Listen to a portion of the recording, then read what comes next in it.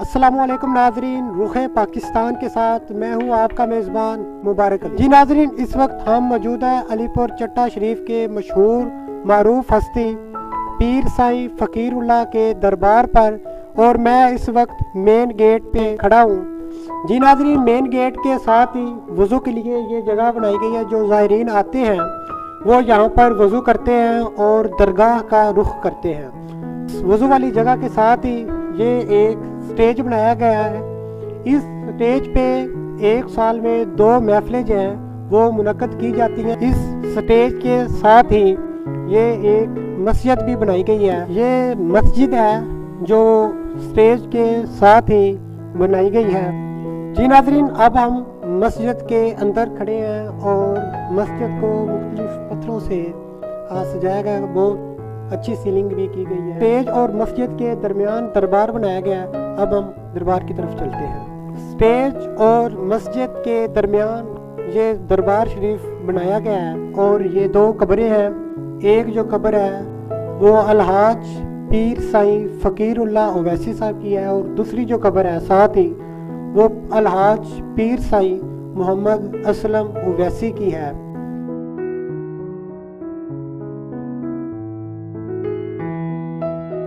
तो इस दरबार की हिस्ट्री के मुतल्लिक जानने के लिए हम जो यहाँ के सजादा नशीन हैं पीर गुलाम रसूल अवैसी साहब, उनसे इस बारे गुफ्तगू करते हैं। नाज़रीन, इस वक्त हमारे साथ मौजूद है सजादा नशीन पीर गुलाम रसूल अवैसी। तो आइए नाज़रीन, हुजूर से इस बारे जो दरबार है इसकी हिस्ट्री के मुतल्लिक जानते हैं। अस्सलाम वालेकुम। वालेकुम अस्सलाम व रहमतुल्लाहि व बरकातुहू। हुजूर, कैसे मिजाज है आपके? अल्हम्दुलिल्लाह, अल्लाह और उसके रसूल का करम है जी। हुजूर, हमारे नाज़रीन को बताइए कि ये जो दरबार है ये कब वकूअ पज़ीर हुआ? बिस्मिल्लाहिर्रहमानिर्रहीम। सबसे पहले तो आपके इस चैनल रुखे पाकिस्तान का मशकूर हूँ और बिलखुसूस जनाब मुबारक अली साहब जो आज मालूमात के लिए यहाँ तशरीफ़ लाए। अल्लाह ताला इनको सलामती वाली उम्र अता फरमाए। ये आस्ताना आलिया ओवैसिया जिसका संगे बुनियाद कुदवतुस सालिकीन ज़ुब्दतुल आरिफीन हज़रत पीर साईं फ़कीरुल्लाह ओवैसी रहमतुल्लाह अलैह ने रखा।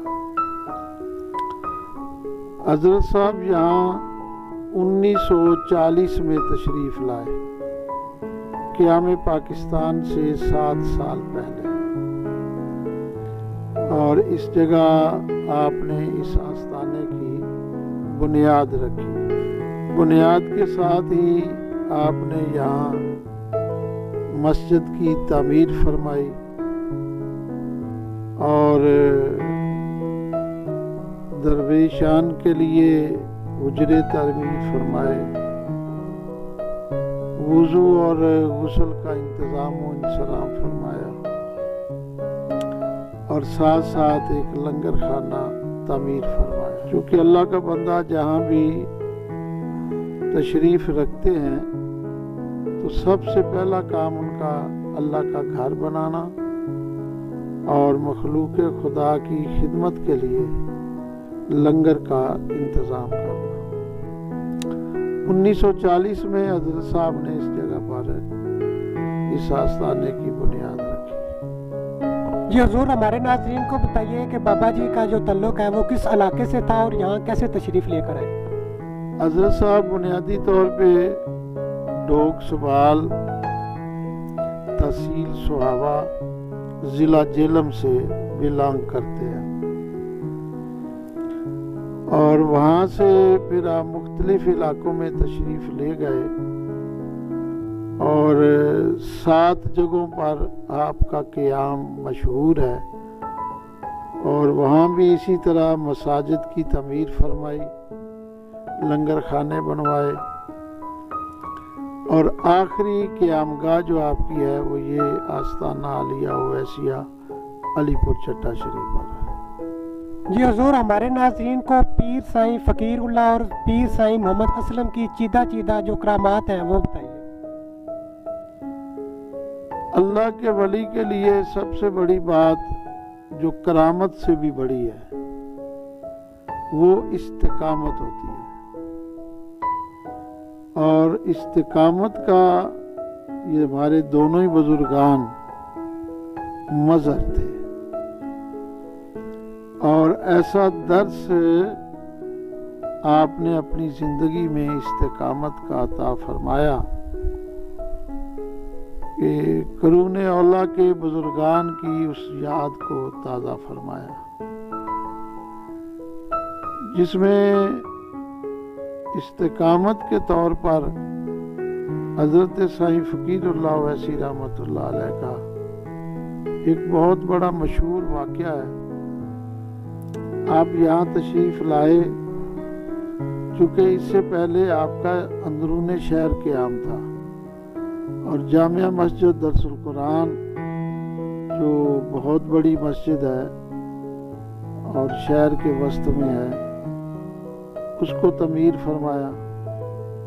वहाँ से आपके कुछ मुरीदीन थे फतेहपुर चट्टा में, जनाबे चौधरी मोहम्मद हुसैन चट्टा साहब, वो आपको फतेहपुर ले गए। वहाँ आपने कुछ अर्सा क़याम फरमाया, फिर वहाँ से इस जगह आपने आके मस्जिद की तमीर फरमाई, लंगर खाना कायम फरमाया। आपके एक मुरीद थे मौलाना अब्दुल अजीज साहब उवैसी रहमतुल्लाह अलैह, वरपाल से उनका ताल्लुक था, ये वरपाल चट्टा करीब ही है। तो रमज़ान शरीफ के माह मुबारक में वो कहते हैं कि 27वीं शब को मैं हजरत को मिलने आया।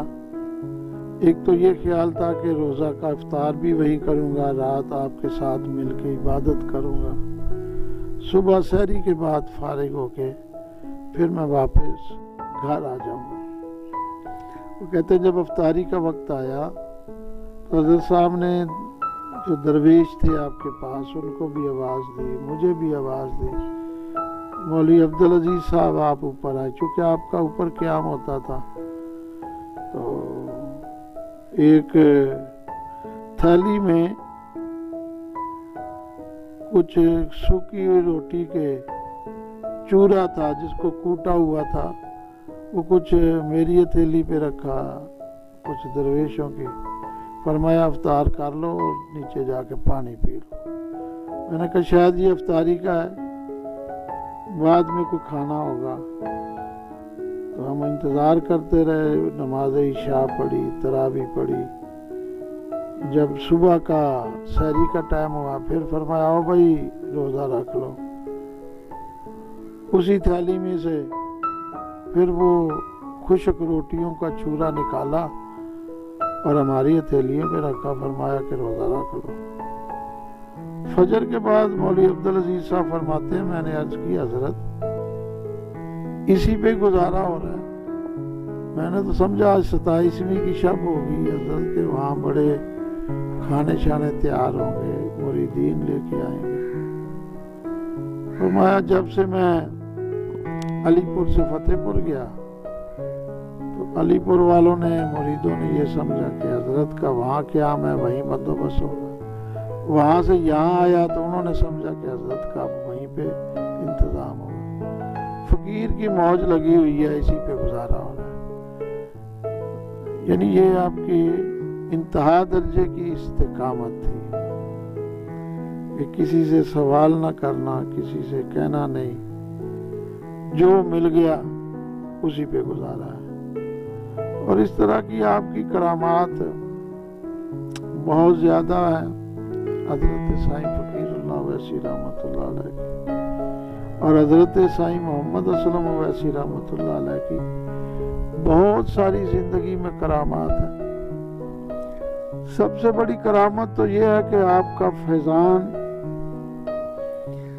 इस तरह है कि पूरा पाकिस्तान और पाकिस्तान से बाहर भी लोग आपकी तालीमात से इस्तिफादा करते थे और अब भी कर रहे हैं। हजरत साईं साहब रहमतुल्लाह अलैह, हजरत साईं मोहम्मद असलम वैसी रहमतुल्लाह अलैह अपने ज़माने में बहुत सारे मदारस कायम किए मुख्तलिफ इलाकों में, इज़ला में, जहाँ दीनी तालीम का मुकम्मल बंदोबस्त फरमाया। और अशाते दीन का जो आपने काम किया वो भी एक अपनी मिसाल है। बाकी करामात अल्लाह के वलियों से मुख्तलिफ अदवार में मुख्तलिफ मौक़ों पर सरजद होती रहती हैं, लेकिन उनकी ज़िंदगी का मकसद और मिशन करामात दिखाना नहीं होता, अल्लाह के दीन की तबलीग व अशात होता है। और तबलीग व अशात में जो आपने काम किया वो शायद सदियों में भी ना कोई कर सके। और आज भी आपकी तरबियत याफ्ता पूरे मुल्क में मौजूद है, अल्हम्दुलिल्लाह। हुजूर, हमारे नाज़रीन के दिलों में एक सवाल है, वो ये कि जो अक्सर लोग आकर कब्रों पर सजदा रेज़ी करते हैं, क्या ये जायज़ है? इस पर आप क्या कहना चाहेंगे? सजदा सवाए अल्लाह की ज़ात को किसी को नहीं हो सकता, इसलिए कायनात में एक ही मसजूद है जो रब्बुल आलमीन है। वली तो वली, नबी को भी सजदा जायज नहीं है, क्योंकि सजदा सिर्फ अल्लाह की ज़ात को है।